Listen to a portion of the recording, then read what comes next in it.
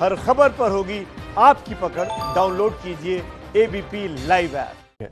आइए इस बीच अब आपको सुनवाते हैं राजस्थान के सरकार के संकट पर सीएम अशोक गहलोत का सबसे ताजा इंटरव्यू, जिसमें उन्होंने ऑडियो क्लिप की सच्चाई से लेकर सचिन पायलट तक की बगावत पर हर मुद्दे पर बेबाकी से अपनी राय रखी है।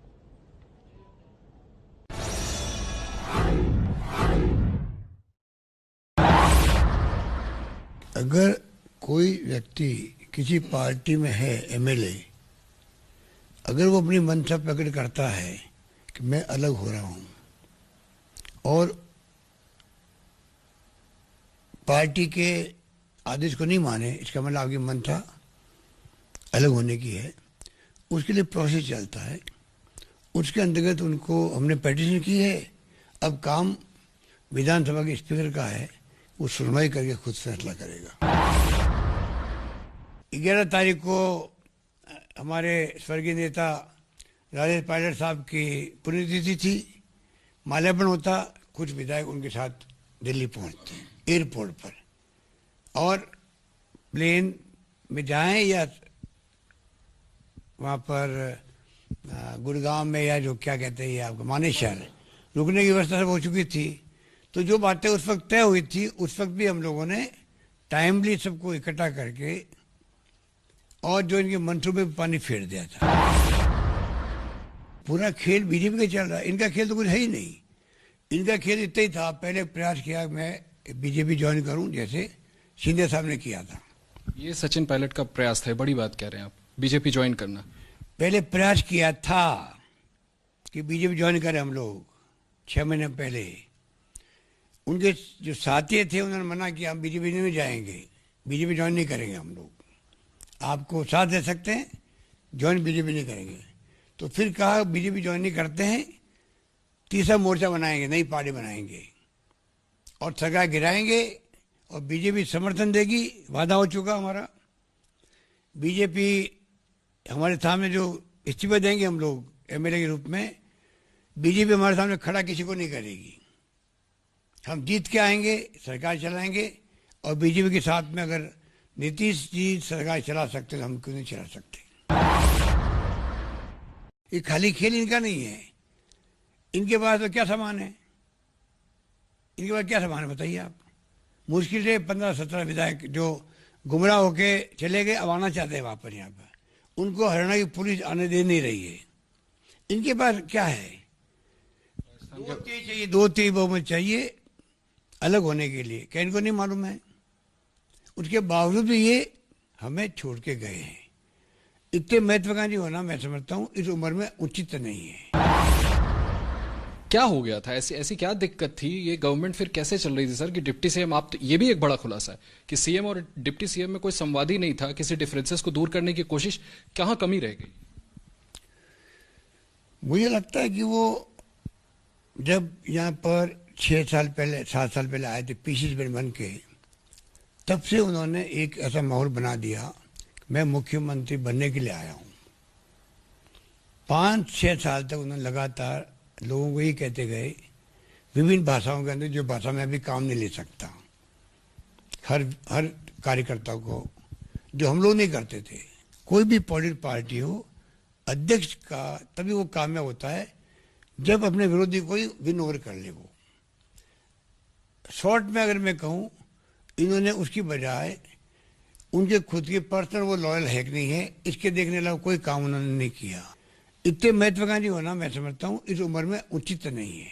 हमने भी 40 साल पहले एमपी बन गए थे हम लोग। क्या सचिन पायलट से भी पूछताछ होगी? देखिए, अभी तो गई है उनके लिए जिनके नाम आए हैं। ये काम मेरा तो नहीं है, मैं गृह मंत्री जरूर हूँ, परंतु ये काम एसओजी का, एसीबी का काम है।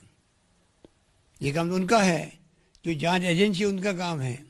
यहाँ कोई दिल्ली की तरह सीबीआई, ईडी, इनकम टैक्स को जिस रूप में चलाया जा रहा देश के अंदर, परसों छापे डाल दिए यहाँ पर जयपुर के अंदर। अशोक गहलोत के दोस्त कौन कौन हैं, जिनकी कोई हैसियत नहीं है घर चलाने की, उनके इनकम टैक्स छापा पड़ गया यहाँ पे। तो हमारे यहाँ क्यों मेरा नाम जुड़ा हुआ था, ये नाम किसने दिए उनको, इनकम टैक्स वालों को?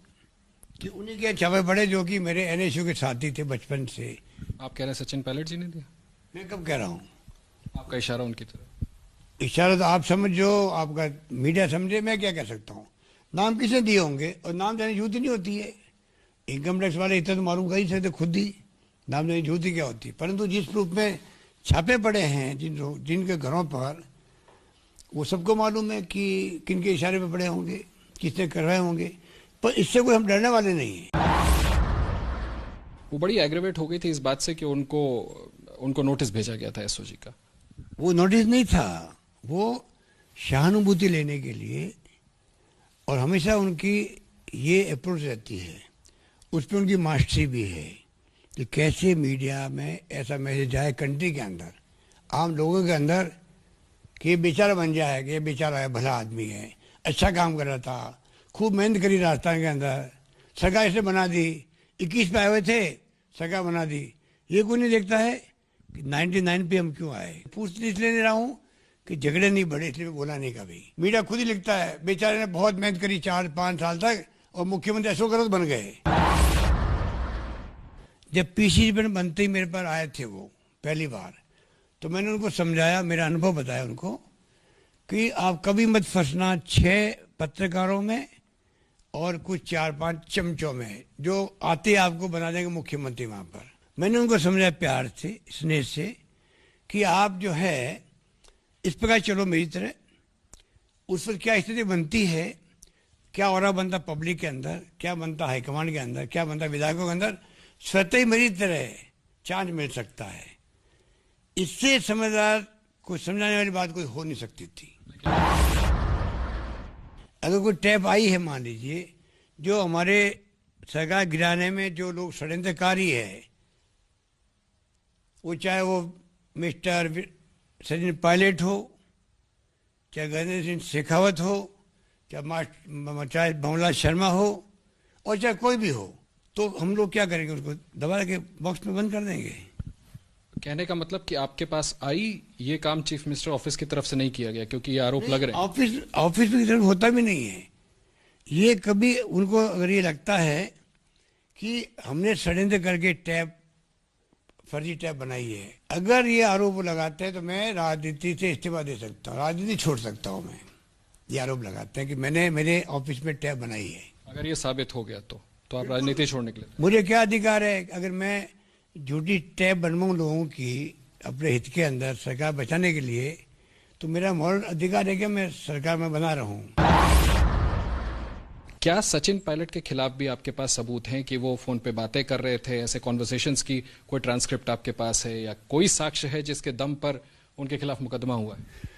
देखिए, हमारे यहाँ कायदा नहीं होता है कि किसी एमएलए का या मंत्री का फोन टैप करें। फिर सबूत क्या है सर, ये तो बता दें कम से कम। सभी लोग जानना चाहेंगे कि सीएम साहब ने किन सबूतों की बात कही। इससे बड़ा सबूत क्या होगा? रात को 2 बजे जा रहे थे लोग, जाने वालों में से हमें आगे कहा कि साहब ये हमें इंस्ट्रक्शन मिल गए हैं और हमें रात को 2 बजे जाना है। और एक मिस्टर मंत्री थे इनके खुद के कैबिनेट के, जो इनके बहुत नज़दीक है, वो भी कल उनका इस्तीफा, उनको हटाना पड़ा हम लोगों को। उन्होंने खुद ने कहा हमारे सेक्रेटरी आईसीसी वालों को कि ये मुख्यमंत्री ने सबको इकट्ठा कर लिया है, वरना आप देखते कल क्या होता। क्या कोई गुंजाइश है सचिन पायलट की वापस आने की? देखिए, ये फैसला हाईकमांड करेगा। अब जो स्थिति बन गई है, हाईकमांड कभी नहीं चाहती थी पायलट साहब अलग जाए। वो बेचारा बनने के लिए मैसेज देते मीडिया में कि मैं तो चाहता हूँ कांग्रेस में रहना चाहता हूँ, मैंने कोई ऐसा कोई काम नहीं किया, फिर मुझे ढकेला जा रहा है। ये सहानुभूति लेने का उनका तरीका नई बात नहीं, पुराना तरीका है। जो फैसला करेगा हाईकमांड करेगा। पर हाईकमांड ने फैसला किया कल, इतना बड़ा फैसला, अभी वही करेगा। कई और लोग ये आरोप लगा रहे हैं कि Vasundhara Raje Scindia, former chief minister, और अशोक गहलोत जी के बीच में कोई तो टाइप है, कुछ तो है तालमेल, जिसके दम पर ये सारा सचिन पायलट के खिलाफ कार्रवाई हो सकी। देखिए, 15 साल तक हमारे टॉकिंग टर्म नहीं रहे या नमस्कार रहा होली, दिवाली, जन्म दिवस पर, तब तो ये लोग कहते थे कि संबंध रहने चाहिए, हेलो हाय होनी चाहिए, बातचीत होनी चाहिए। मुख्यमंत्री पूर्व मुख्यमंत्री के बीच में। अभी तक आप बता दीजिए 1.5 साल हो गए हैं, हम एक बार भी हमने मुलाकात नहीं करी है। तब भी इस प्रकार की बात इसलिए करते हैं, जो करने वाले लोग हैं वसुंधरा जी के वक्त के कैसे आगे नहीं बढ़ रहे हैं,